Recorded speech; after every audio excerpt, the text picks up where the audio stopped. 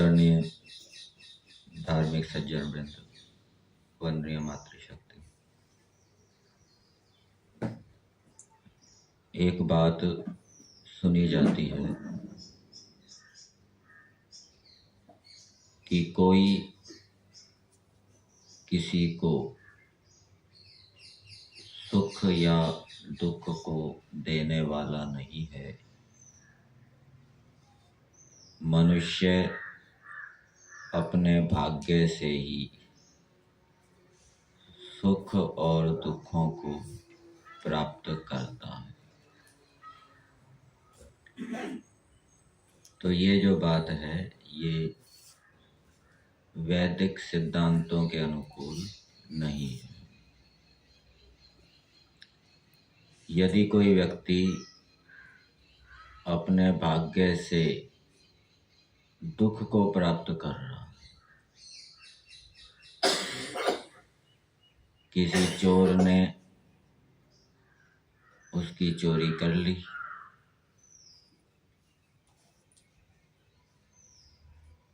तो फिर चोर को दंड नहीं देना चाहिए, क्योंकि उसके भाग्य में ऐसा लिखा था।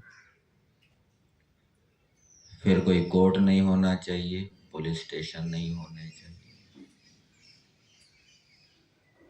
और चोर ने उसको दुख दिया चोरी करके, तो फिर वो ईश्वर से प्रेरित हो गया। ईश्वर ने उस व्यक्ति को चोर के माध्यम से दुख देना था, तो चोर क्या हो गया? परतंत्र हो गया, स्वतंत्र नहीं रहा। इसलिए ये बात ठीक नहीं है कि जो भी दुख प्राप्त होता है अपने भाग्य से प्राप्त होता है। किसी व्यक्ति ने किसी को बहका कर या ठग कर बहुत पैसे ले लिए और उससे सुख भोगा, तो कोई ऐसा कहे कि उसके भाग्य में ऐसा लिखा था, उसको अपने भाग्य का मिला है, तो ये बात भी ठीक नहीं है। जिसने दूसरे को ठग कर या बहका के बहुत से पैसे ले लिए, तो उसको दंड मिलेगा जिसने बहकाया है।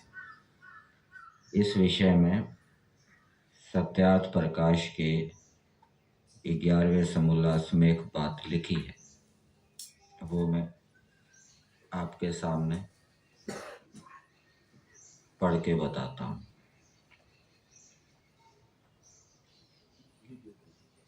ग्यारहवें समोल्लास में मत वाले और जिज्ञासु के बीच में संवाद चल रहा है।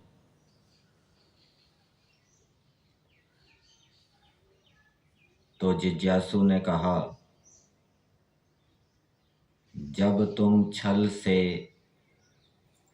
अन्य मतस्थ मनुष्यों को ठग उनकी हानि करते हो, परमेश्वर के सामने क्या उत्तर दोगे और घोर नरक में पड़ोगे।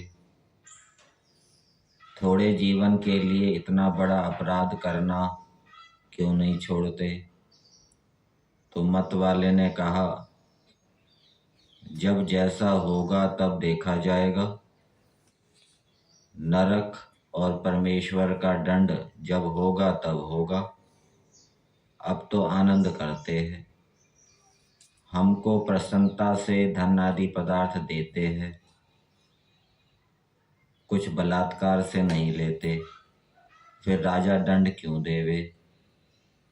तो इस पर जिज्ञासु ने कहा, जैसे कोई छोटे बालक को फुसला के धन आदि पदार्थ हर लेता है, जैसे उसको दंड मिलता है, वैसे तुमको क्यों नहीं मिलता? अर्थात तुमको भी मिलेगा, क्योंकि अज्जो भवति वै बालः पिता भवति मंत्रदः। ये मनुस्मृति का श्लोक दिया है। इसका अर्थ दिया है, जो ज्ञान रहित होता है वह बालक, और जो ज्ञान का देने वाला है वह पिता, और वृद्ध कहता है। जो बुद्धिमान विद्वान है वह तो तुम्हारी बातों में नहीं फंसता, किंतु अज्ञानी लोग जो बालक के सदृश है, उनको ठगने से तुमको राजदंड अवश्य होना चाहिए।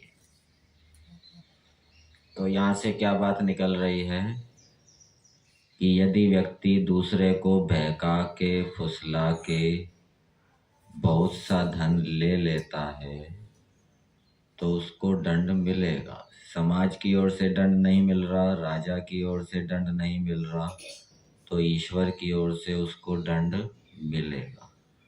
ऐसा नहीं समझना चाहिए कि उसका भाग्य ही ऐसा था इसलिए उसको इतना पैसा मिल रहा है।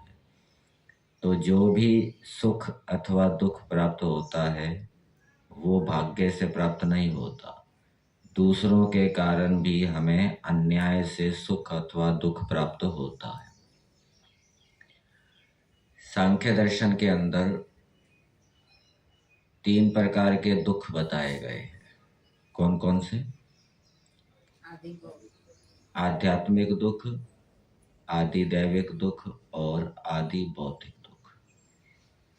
यदि अपने भाग्य से ही सब सुख दुख मिलते तो फिर तो केवल आध्यात्मिक दुख ही होना चाहिए था, आदि भौतिक दुख और आदि दैविक दुख नहीं होना चाहिए था। लेकिन शास्त्रों में 3 दुखों का वर्णन आता है। आदि भौतिक दुख किसको कहते हैं? जो दुख दूसरे प्राणियों से अन्यायपूर्वक प्राप्त होता है। और आदि दैविक दुख किसे कहते हैं? कि जो देवों से, पृथ्वी जल वायु आदि से हमें दुख प्राप्त होता है। तो जैसे दूसरे प्राणी से हमें अन्यायपूर्वक दुख प्राप्त हुआ, चोर से हमें दुख प्राप्त हुआ, तो ईश्वर उसकी क्षतिपूर्ति करेगा और चोर को भी दंड देगा। और भूतों से जो हमें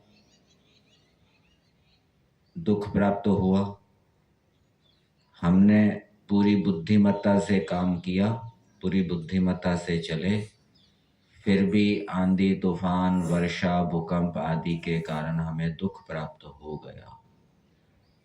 तो प्रश्न उत्पन्न होता है कि क्या यहाँ पर भी ईश्वर क्षतिपूर्ति करेगा? चोर से दिए गए दुख का तो ईश्वर क्षतिपूर्ति करता है, तो यहाँ पर भी करेगा? ये एक विचारणीय प्रश्न है। तो वैदिक सिद्धांत के अनुसार हमें जो भी सुख अथवा दुख प्राप्त होता है केवल भाग्य से प्राप्त नहीं होता, अपने कर्मों के कारण प्राप्त नहीं होता, दूसरों के कारण भी हमें अन्यायपूर्वक सुख दुख मिलता है, ऐसा समझना चाहिए।